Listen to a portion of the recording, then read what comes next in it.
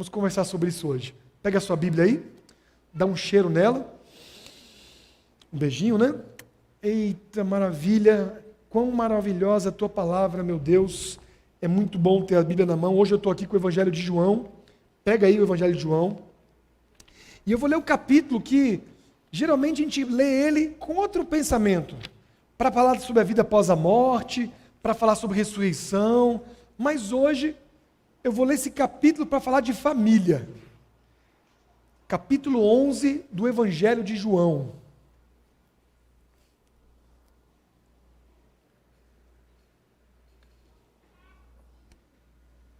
Quero pedir para você que está em casa, pega a sua Bíblia também, escreve alguma coisa, quando você... Aqui o pessoal fala amém, né? Já que não dá para ouvir o seu amém, escreve ele aí quando você quiser, compartilha as suas impressões. Quanto mais você participa aí online, e mais você compartilha e curte, mais gente vê o vídeo, né? E eu até quero pedir para você que está aqui na igreja hoje, você que está presencialmente, chegando em casa, entra no YouTube, onde está o culto. Se você gostou do culto, entra lá e curte lá e compartilha, porque você está dando uma oportunidade para alguém que não viu, ver depois. E como você já viu e gostou, você pode curtir, né? Amém? E a gente tem que aprender como igreja a entender como funciona esse mundo online e que cada um aqui é importante nesse evangelismo e é um ato tão fácil, né? Você não precisa nem sair de casa, não precisa comprar um livro, investir nada, só apertar lá assim, ó, e compartilhar. É uma benção. Achou aí, João, capítulo 11? Diz assim, ó, versículo 1. Havia um homem chamado Lázaro. Ele era de Betânia, do povoado de Maria e de sua irmã Marta. E aconteceu que Lázaro ficou doente. Maria, sua irmã, era a mesma que derramara perfume sobre o Senhor. Ele enxugara os pés com os cabelos. Então as irmãs de Lázaro mandaram dizer a Jesus: Senhor, aquele a quem amas está doente. Amém? Para aí, nesse verso, nós vamos analisar esse pedaço apenas, não vamos ler o restante, vamos ler depois outro capítulo, mas vamos pensar um pouquinho nessa família. Algumas informações nós não temos, mas algumas temos, né? Informação que nós temos, que eles moravam em Betânia. Lembram quem estava em Betânia, do outro lado do Jordão? Semana passada nós estudamos isso, pregando, falando de Cristo. João Batista batizava ali, ó. Foi ali que Jesus foi reconhecido logo cedo. Eis o Cordeiro de Deus. Eu não sei se foi ali na beira do rio, naqueles batismos, que Lázaro, Marta e Maria conheceram Cristo. Isso a Bíblia não fala, mas fala que elas moravam ali. A cidade delas. E não fala do pai e da mãe, possivelmente os pais eram falecidos, e eles moravam os três juntos. Você não vê aqui uma esposa de Lázaro, os filhos, né? As mulheres parece que também não tinham casado ainda, e elas acompanharam Jesus por um bom tempo. Só diz que eles eram uma família.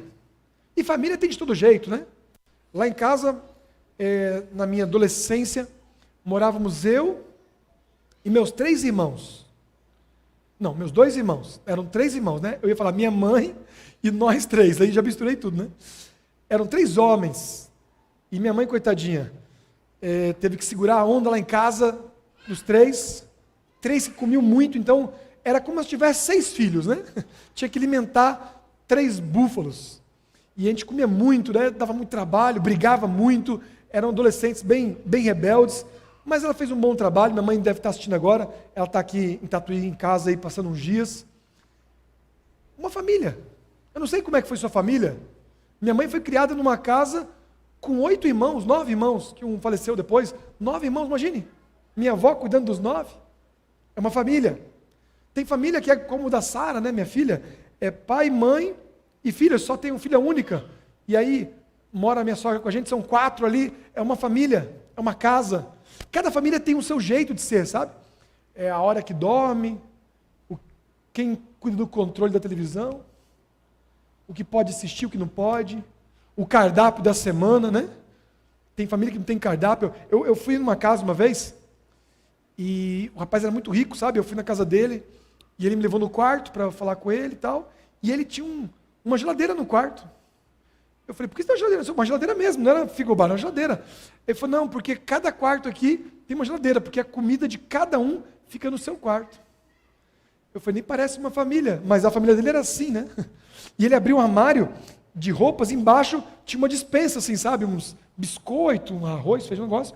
Era a comida dele. Ele escolhia o que ele ia comer naquele dia, e o outro comia outra coisa, sabe? Achei muito estranho. Eu achei estranho, mas talvez na sua casa é assim, não vou julgar você. Eu gosto de comer na mesa, né? Sentar ali, todo mundo, fazer uma oração, comer, sabe?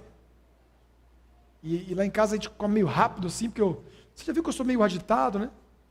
A Sara já come mais devagar. Então a gente fica na mesa ali, até ela terminar, conversando, convencendo, né? Que os pais têm que convencer os filhos de comer tudo. Come esse negócio aqui, pega mais. E é legal isso aí. Cada casa de um jeito. E essa casa, eram 3. Um irmão com 2 irmãs. Fico imaginando como é que era a dinâmica. Parece aqui, irmãos, que Maria era muito conhecida. Porque quando fala no versículo 1, fala do povoado de Maria. Olha lá, havia um homem chamado Lázaro, ele era de Betânia, do povoado de Maria e de sua irmã Marta. Maria é colocado primeiro. No versículo 2, fala assim, que Maria, sua irmã, era a mesma que derramou. Eu não sei se no povoado ela era conhecida, ou João, que era o escritor, conhecia mais ela, não dá para saber, né? A impressão que eu tenho é que João tinha também um carinho por Maria, e ele escreveu muito sobre ela, porque João gostava de escrever sobre pessoas que amavam Jesus, que dedicavam tempo a ele. Sabe, Marta era mais ocupada. Lembram da história? As 2 estavam em casa, Maria ficava aos pés de Cristo e Marta ficava trabalhando. Então Marta reclama, Senhor, você não vai achar ruim não aí, da minha irmã ficar sem fazer nada, enquanto eu estou aqui preparando a coisa toda? Então Cristo diz, olha, Maria escolheu a melhor parte. Sabe, João quando escreve sobre Maria, ele está com brilho nos olhos porque Maria era da família aquela que gostava de estar aos pés de Cristo. Eu acho que se você fosse contar a história de alguém, você contaria também a história de alguém que era assim. Só que, mesmo Maria sendo importante nessa família, Marta tinha o seu papel, mas as 2 tinham um conceito na sua mente, um conceito bem claro. Está no versículo 3. Então as irmãs de Lázaro mandaram dizer a Jesus, Senhor, aquele a quem amas está doente. Na cabeça delas, e elas não estavam erradas, Jesus amava Lázaro. Amém? Uma pessoa casa assim, quando um filho fala, pai, ora por mim, pela minha prova, você que é amigo de Jesus, pede para ele me ajudar. É bom quando alguém reconhece que você é amigo de Cristo, que você é amado de Cristo, que você está sempre com Cristo, não é bom? E as irmãs perceberam isso, que quando Lázaro e Cristo estavam juntos, havia amor ali. Então, ó, Jesus vem, o seu amigo, aquele que você ama. Um apelo forte, né? Um apelo bem forte. Só que uma coisa aconteceu quando eu estava estudando o sermão de hoje. No versículo 2, fala de Maria assim, ó, Maria, sua irmã, era a mesma que derramara perfume sobre o Senhor. Quando ele falou isso, o que eu fiz? Eu peguei a Bíblia e fui voltando as folhas para ver aonde estava a história de Maria jogando perfume e lavando com o cabelo. Eu fui procurar atrás. Mas sabe o que eu descobri? Que a história está depois. João, ele fala de uma coisa que não tinha contado ainda. Que na Bíblia, no livro de João, aparece depois. Se você for no capítulo 12, pegue o capítulo 12.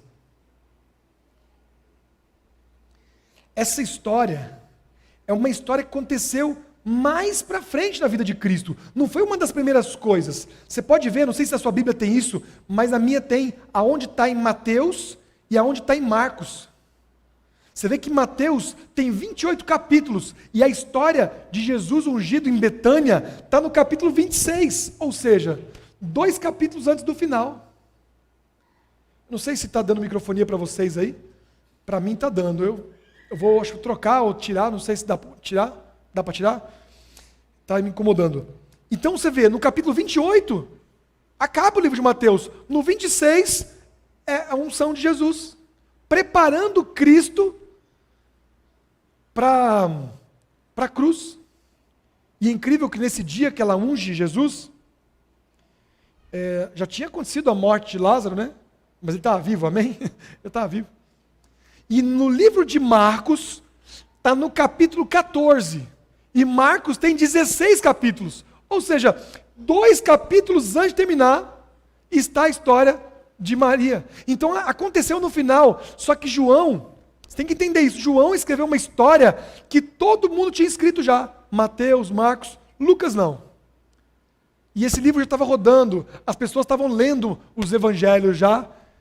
E lá depois do Apocalipse, depois de tudo, João foi o último livro da Bíblia. Então, quando ele está escrevendo, ele está se referindo à história que Marcos contou, que Mateus contou, mas agora ele vai contar.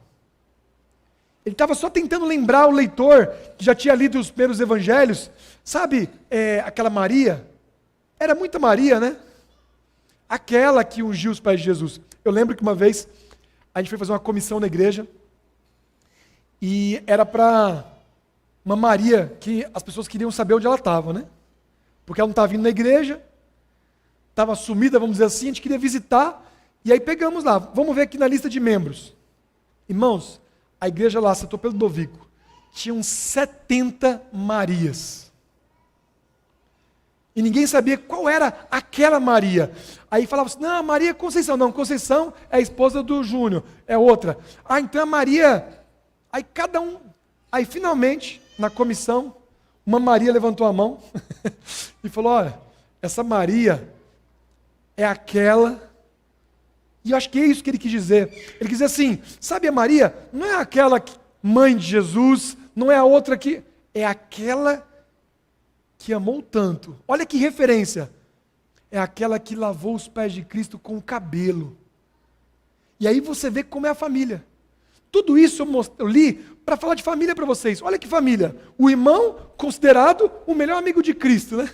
Aquele que ele ama. A outra irmã, aquela que lava os pés com o cabelo. E a outra, aquela que quando o irmão morreu, foi a única que teve coragem de questionar Jesus, de perguntar, de ir até ele, olhar nos olhos e dizer, Senhor, se o Senhor estivesse aqui, meu irmão não tinha morrido. Ou seja, uma mulher que confiava em Cristo. Essa era a família de Lázaro.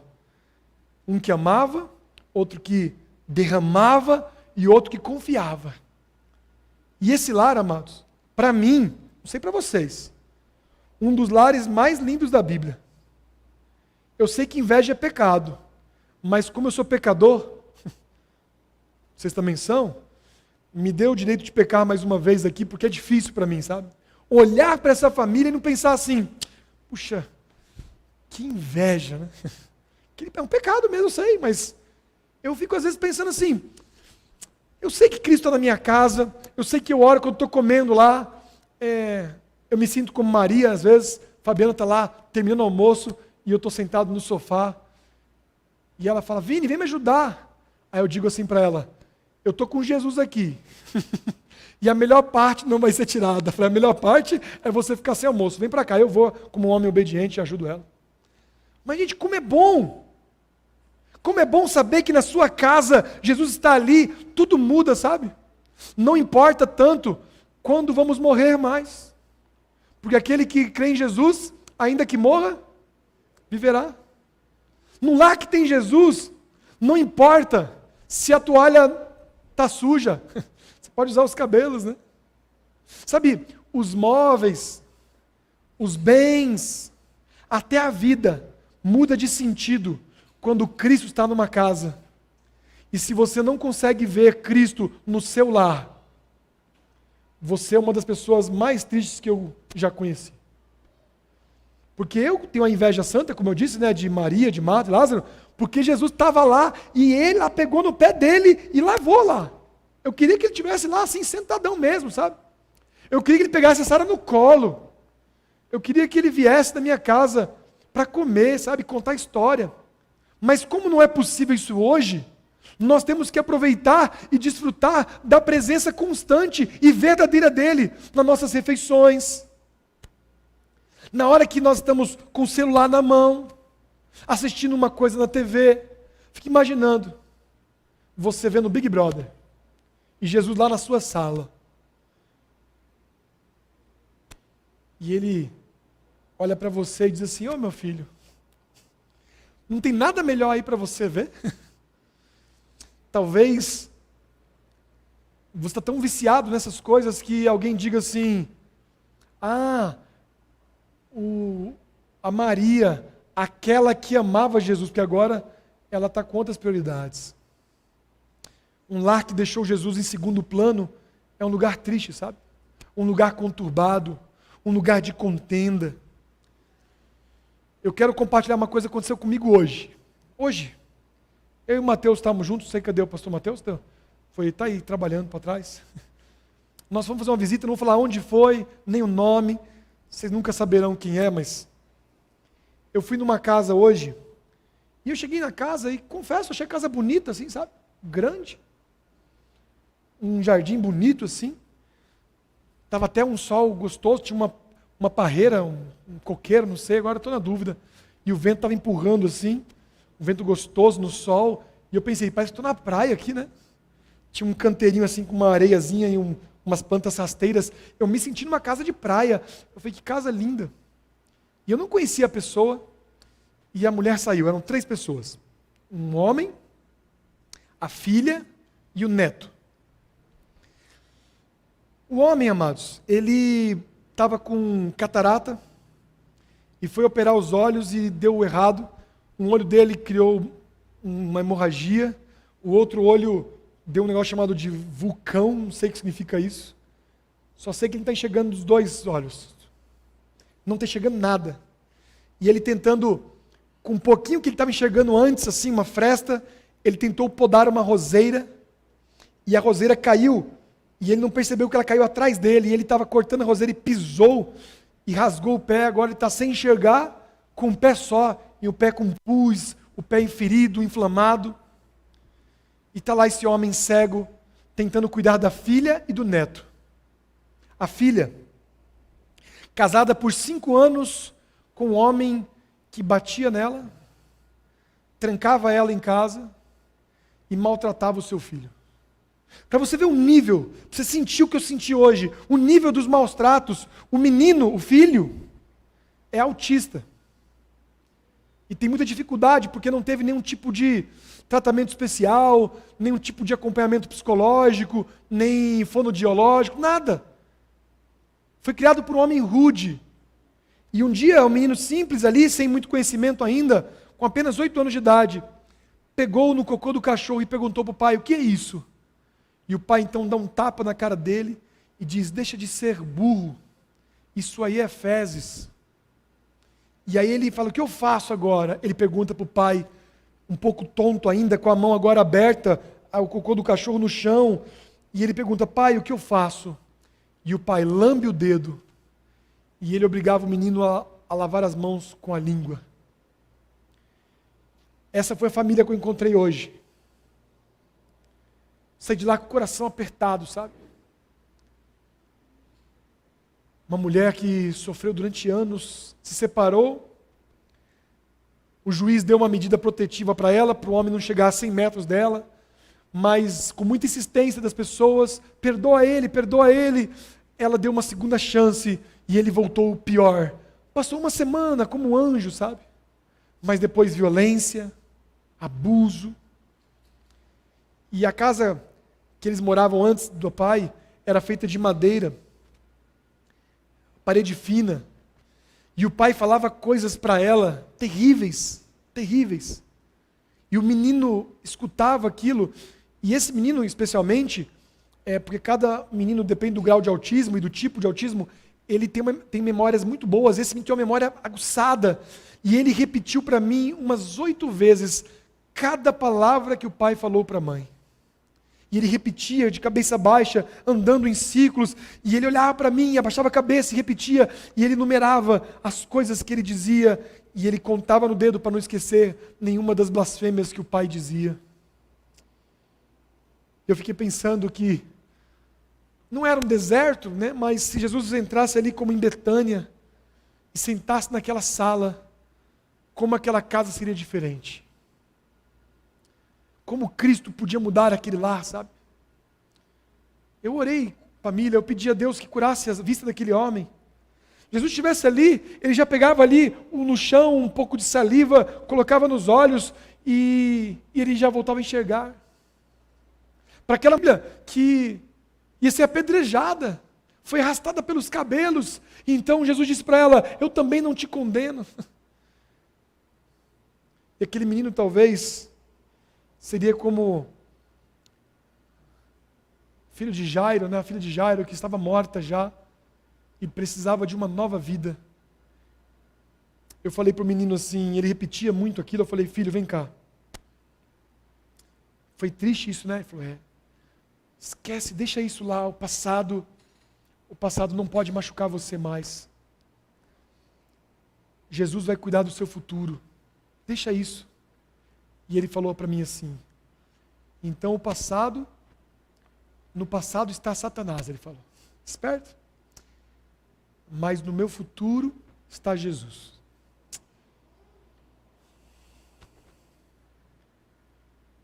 Eles me levaram para andar pela casa, eu vi os cômodos ali. Eu estava muito feliz de receber 2 pastores, mas eu lamentei por eles, porque eram apenas 2 pastores, e eu pedi a Jesus que ficasse ali quando nós saíssemos, porque a presença de Cristo, amados, é o que muda uma casa, sabe?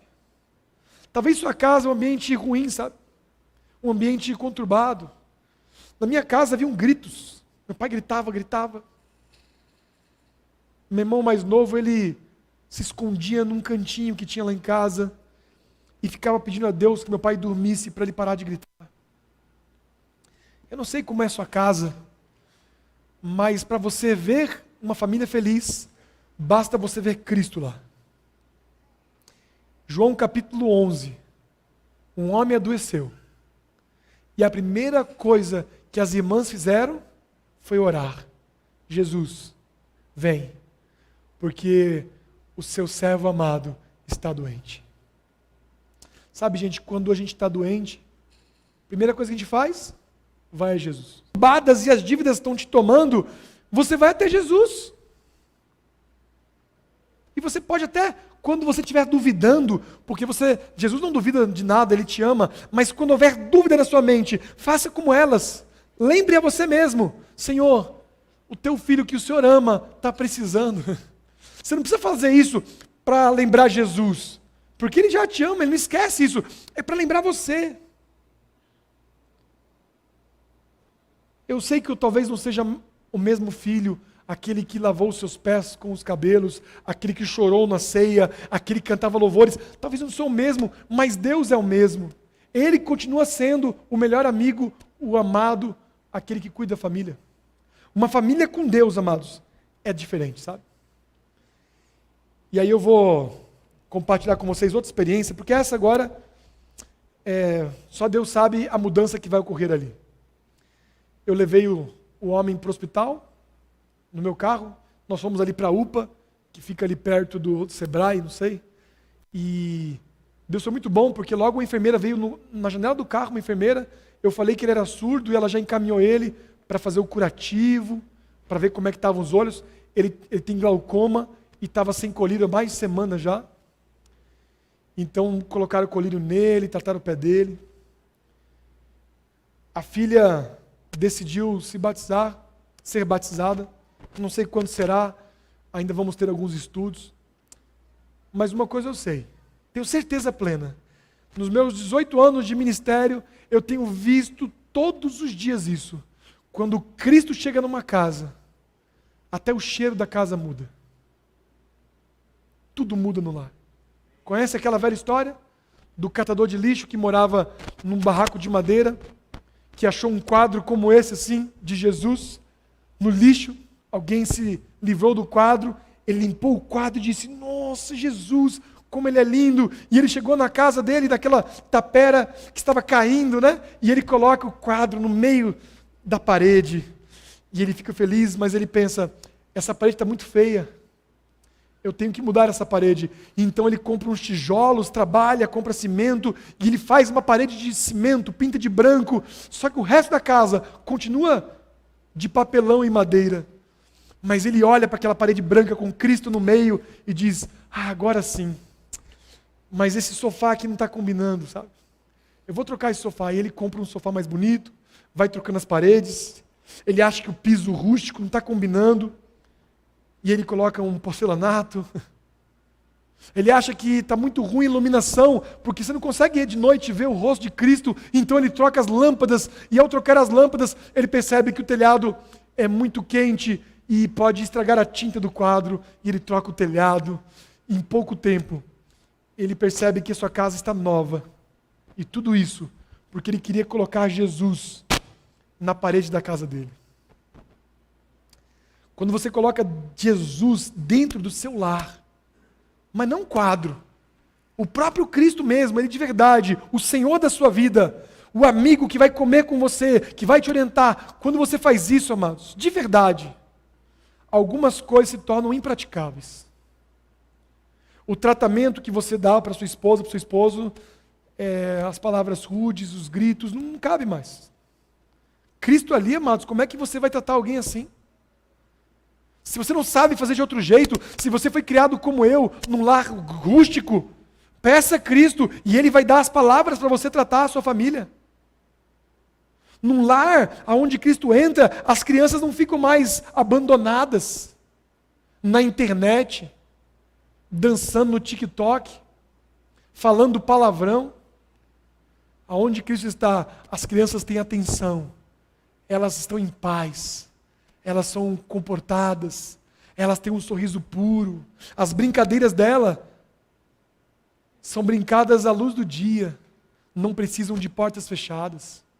Isso é um lar que Cristo está. Um lar onde Cristo está, os jovens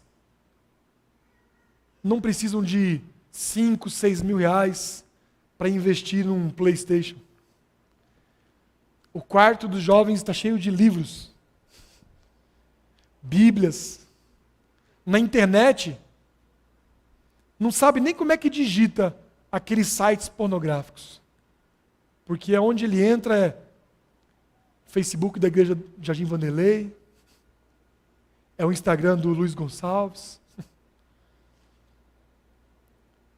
Na playlist dele estão as músicas da Novo Tempo, do Jefferson Pilar. Lá no seu Spotify, as músicas mais ouvidas no fim do ano, quando vem aquele resumão, você ouviu tantas músicas esse ano, as suas prediletas, está só Jesus lá. É um lar que tem Jesus, é assim. A mente está em paz, o coração está no batimento certo, os passos estão na linha, a vida traz outro significado. Senhor, o teu amigo está doente, vem cá. Se o Senhor estiver na minha casa, não haverá morte, não haverá pranto, não haverá dor. E no capítulo 12, verso 1 diz assim, escuta só o momento que Maria lava os pés de Cristo. 6 dias antes da Páscoa, 6 dias antes, Jesus chegou a Betânia, antes de morrer, 6 dias antes, o seu último sábado, Jesus foi passar na casa dos seus amigos. Já pensou que Cristo quer passar os sábados com você? Onde vivia Lázaro, a quem ele ressuscitou dos mortos. E ali prepararam um jantar para Jesus. Os amigos não sabiam, mas 6 dias depois ele ia morrer. Ninguém estava preocupado com isso, porque ninguém sabia, mas Cristo, sabendo que ia morrer, ele não estava fugindo pelos cantos, ele estava na casa daqueles que o amavam. Verso 2, ali prepararam um jantar para Jesus. Marta servia, enquanto Lázaro estava à mesa com ele. Então Maria, dessa vez não ficou desocupada, não ficou à toa ali mais. Maria pegou um frasco de nardo puro, que era um perfume caro, 1 ano de salário, e derramou sobre os pés de Jesus. enxugou com os cabelos, e a casa se encheu com a fragrância do perfume. Amém? Que história, amados. Ela pegou tudo que ela guardou durante um ano e disse: Senhor, eu guardei isso porque eu queria que o seu cheiro ficasse na minha casa. Eu quero o perfume de Cristo na minha vida, porque depois que o perfume encosta no seu corpo, ele não tem o cheiro mais da Natura, do Boticário, da Victoria's Secret, agora é o seu cheiro. E o perfume de R$12.000 centuplicou o valor, porque agora estava na pele do Rei do Universo. Jesus estava ali, sentado na sala, porque aquelas pessoas eram as pessoas que ele ia morrer por elas, ele ia entregar a vida por elas, e é por isso que ele vai na sua casa hoje à noite, é por isso que ele ficou lá naquele lugar que eu fui hoje, porque aquela família precisa sentir o aroma de Cristo, precisa sentir a paz do Senhor, precisa saber que Cristo se senta na mesa, se senta no sofá, Cristo vai lá para o quarto, Cristo está lá no banheiro com você, Cristo está com você quando você abre o seu notebook, seu computador, seu celular. Sinta na sua vida o perfume de Cristo. E lembre-se que tudo que você fez esse ano não é seu, é dele. Entrega para ele a sua vida. Entrega para ele o seu coração. Entrega para ele seus filhos, seu marido, sua esposa. Entrega a sua faculdade para Deus. Entrega seus amigos. Entrega seu trabalho, seus projetos futuros. E Cristo não vai precisar mais bater na porta como no Apocalipse, né? Ele vai entrar, vai ceiar com você e vai fazer uma festa, amém? Eu sou muito grato a Deus. Eu estava pensando, fiz esse sermão, fiquei pensando em casa. Como é bom ter Jesus em casa, né? Você vê no sorriso de todo mundo. Hoje eu almocei arroz, feijão, uma farofa, uma salada de tomate com pepino e um ovo cozido. Que banquete, irmãos. Minha mãe não ia à minha casa desde que eu casei, 18 anos. Ela passou uma vez assim, quando a Sara nasceu, 1 hora. Eu lembro disso. E agora eu estava na mesa com a minha mãe, minha esposa, minha filha. Incrível que tem mais uma cadeira só, 5. E essa cadeira estava vazia. E eu pensei dentro do meu coração, essa cadeira para o Senhor Jesus, para Ele comer com a gente, para Ele fazer da minha casa um pedacinho do céu, um reflexo de como será a eternidade, o lar celestial. Talvez estou falando para alguém aqui que está com a vida toda conturbada, já não tem aquele lar que sonhou, não sabe como consertar as coisas, está tentando com a sua sabedoria, com a sua lógica, com os seus argumentos, com o seu charme, não sei o que você está usando, mas eu quero dizer para você, chama Jesus, vai para sua casa hoje, e quando você entrar, antes que você vá lá para dentro, fecha a porta e ajoelha na entrada da sua casa e diz: Senhor, a minha casa é sua. Eu quero te ver aqui, não só num quadro, eu quero te ver na TV, no celular, na mesa, no banheiro, no quarto, em cada cômodo. Eu quero andar do seu lado. Eu quero, quando eu estiver chorando, preocupado, preocupada, eu quero que o Senhor venha e cuide de mim. Faça um cafuné em mim aqui de noite. Eu quero que Jesus seja o meu cobertor nas madrugadas. Eu quero que Cristo seja a sobremesa do meu almoço. Eu quero que Ele seja a esperança de um lar que está destruído. Senhor Jesus, como nós precisamos do Senhor. Cada lar aqui precisa que o Senhor esteja ali. Nós queremos ser os seus amados, seus amigos. Aqui está a porta do nosso coração, da nossa casa, da nossa vida, está aberta para Ti, Senhor. Queremos Te ver em tudo que temos e somos, Senhor. É o que pedimos No nome do nosso Senhor Jesus. Amém.